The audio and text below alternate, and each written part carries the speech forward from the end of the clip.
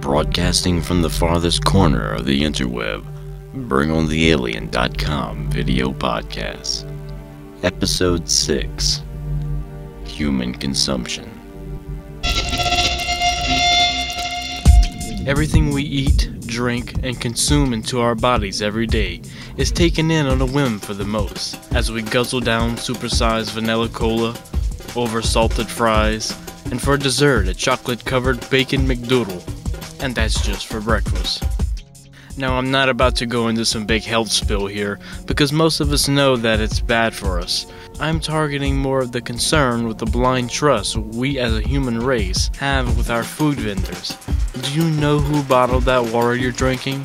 Some greasy assembly line machine that's popping these things out every 0.012 seconds? I'm sure that machine grease is non-toxic, right?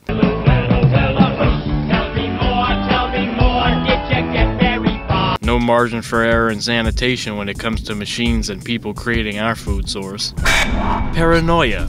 Yes, of course, the first shot fired. I know it's blowing it a little out of proportion, but when you consider that a survey done 10 years ago found that there were 76 million food poisoning related illnesses, which resulted in 325,000 hospitalizations and 5,000 deaths. That's a little hard to swallow.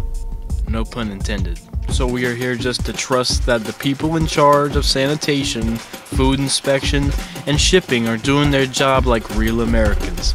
So you, the consumer, has less risk of getting ill or getting dead.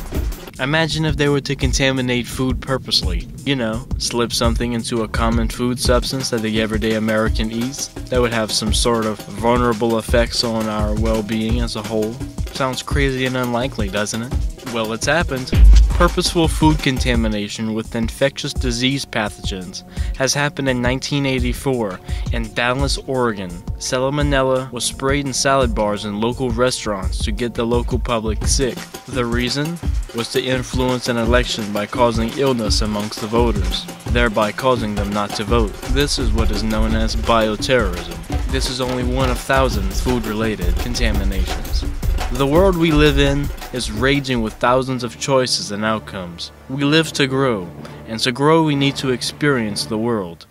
So go have a sandwich, bite into a tomato, trust the world your stomach can muster, and if not, there's always Tums. Join us next time for another edition of the Bring On The Alien video podcast. BringOnTheAlien.com